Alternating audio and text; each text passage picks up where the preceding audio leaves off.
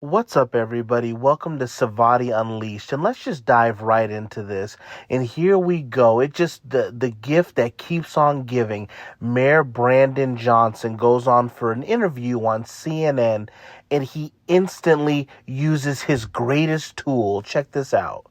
So, Mayor, we're going to get to the National Guard in just a minute. But first, President Trump this morning called for you, Illinois Governor J.B. Pritzker, to be jailed for, quote, failing to protect ICE officers. What is your response?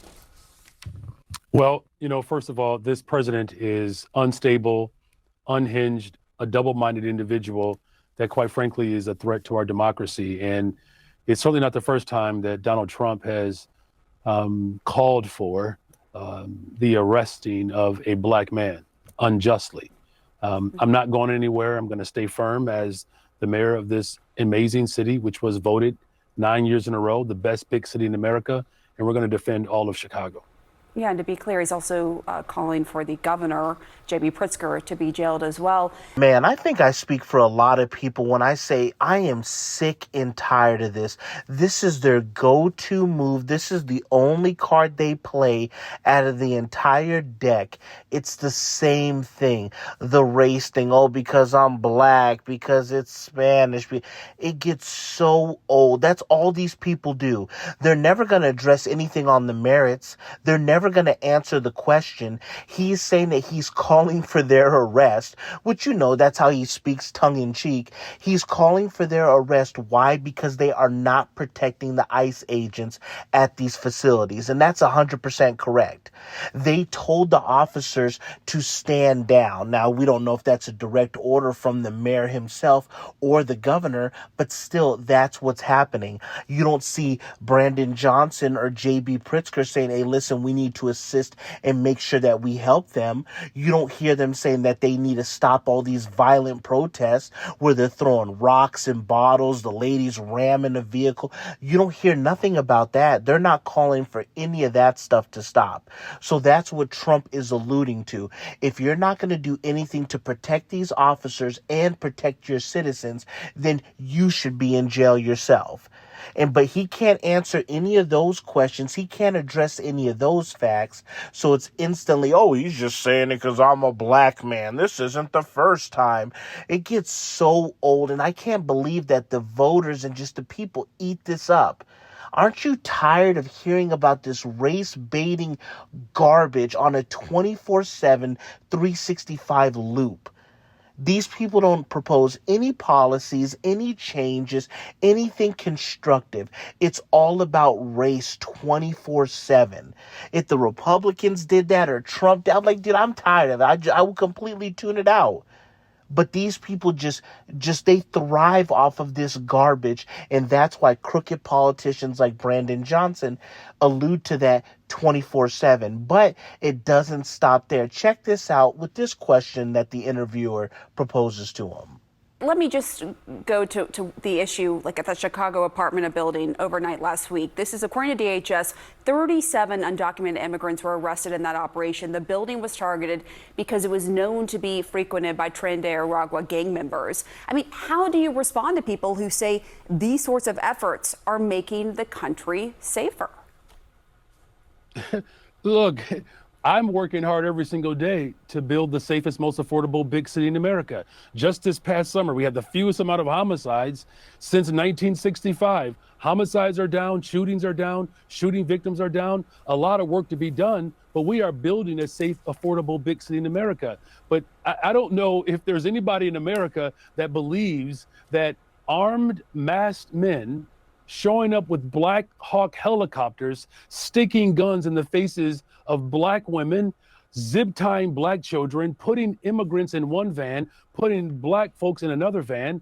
This is not what built safety. What built safety is to make sure that we're doing what I've done. So there you have it. The stage has been set. They know that this apartment complex has Tren de Aragua, these gang members, very dangerous people. They already know that they're all throughout this apartment complex. So Chicago knew that well before ICE did or Trump did. Why haven't they done anything to get these people out of there? Why doesn't the interviewer ask him that question, the so-called reporter and news anchor? Because he would have no answer for it. Oh, we were just getting our intelligence together. None of that stuff. They have no plans to protect the citizens of Chicago.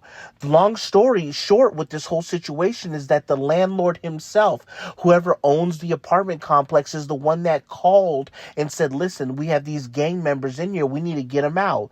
This is just terrible. They have the kids in there, women, guns, drugs, all of this stuff.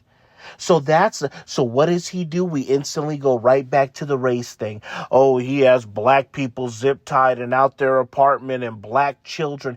It's all about that, not addressing anything on the merits, not talking about these gang members. You have over 37 people arrested, maybe some of them gang members, some of them illegal. You don't hear nothing about Americans being arrested.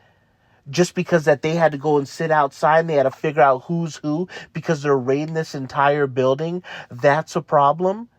They have no intention on keeping the citizens safe. And then he talks about homicides are down and all. You just had 5 people killed over the weekend. See, that's not no big deal. They'll never address the reality of what's really taking place. And also, this clown gives himself a pat on the back like they're actually doing something. Oh, homicides are down. What about the fact that you guys have been 13 years in a row consecutively with the murder capital, the highest homicide rate, or the most homicides? How come you don't address that fact? Well, Chicago is named America's murder capital for the 13th consecutive year. And Democrat leaders are now being called out for demonizing police and touting a declining crime rate despite the concerns of residents from all across that city.